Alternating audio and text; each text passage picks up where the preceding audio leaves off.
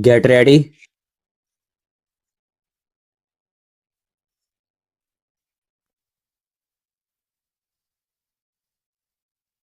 Start.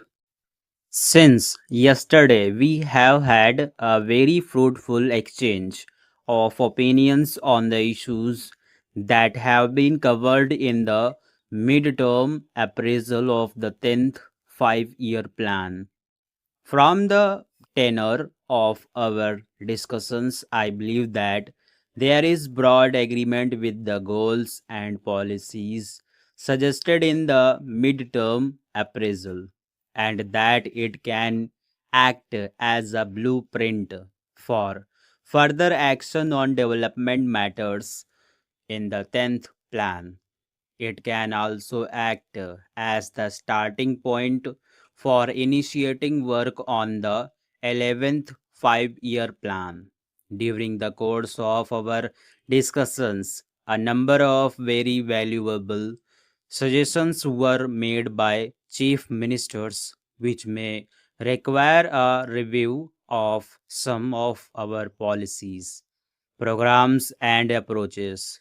I am certain that the Planning Commission has taken note of these suggestions and will act on them in the coming months.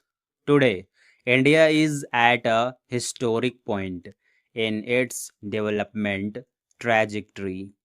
As I said in my opening remarks yesterday, we are now at a point in time where we can deliver growth at a rate of 7% to 8%. At this point in time, owing to the development over the last 2 decades, there are no external constraints to the growth of our country.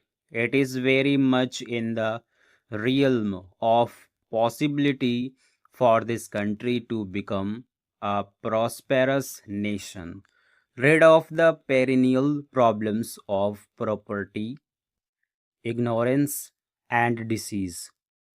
The world is today looking at India with great interest as the saga of our development and rise to prominence on the international stage unfolds. Rare are such moments in history when a nation suddenly captures the imagination of the world. In such circumstances, if there are any constraints, these are purely internal. Our success in living up to our potential depends solely only on us.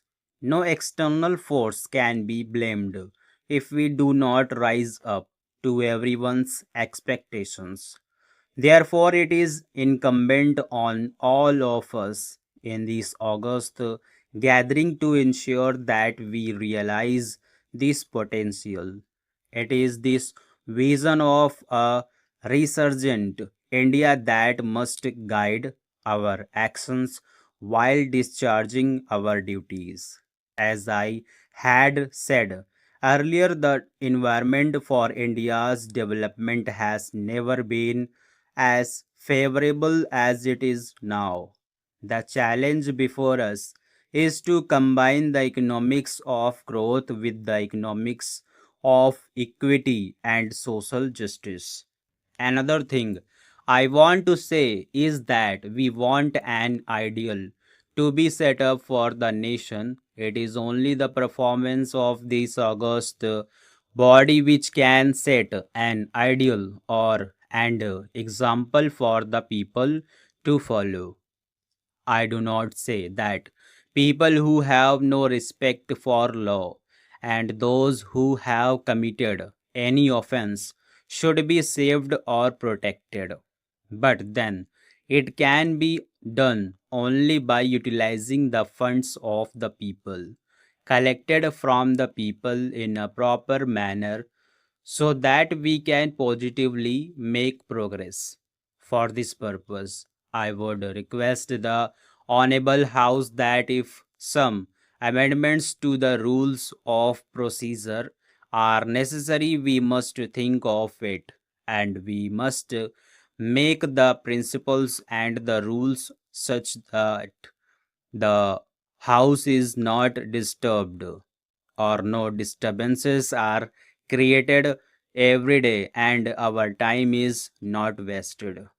Another aspect to which I would draw the attention of the Honorable House through you is that economy is one of the most important factors, and economy has to be affected by us also. I was reading the Contemporary and Auditor General's report for the year.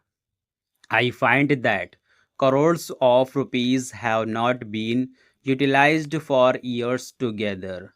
During the period, a leader of the opposition party was Minister of Industries. What was done has to be looked into. I would draw the attention of the Honorable House to the fact that if you read the whole book, you will find no manual of accounts, no statements, and no documents reconciling that the actual expenditure made and nothing could be done. You will find in these a large number of such items involving crores of rupees. This has affected the economy of this country. What has been done about it? I would make a submission that wherever you find such wastages of money, in those cases, a very stringent view has to be taken, and those persons who are guilty must be punished. Individual responsibility must be fixed. That is why every time we are finding this criticism in this august house that the public enterprises are not making any profit, they are running in loss. It is a must that the faculty must be punished because we are wedded to the principle of socialism and we want the poorer people of this country to come up. But with this sort of performance, it is impossible. The high ups or low ups, I do not know. Whoever is responsible, action must be taken against them. Otherwise, the economy will not improve as envisaged in the budget for the year under consideration. Stop.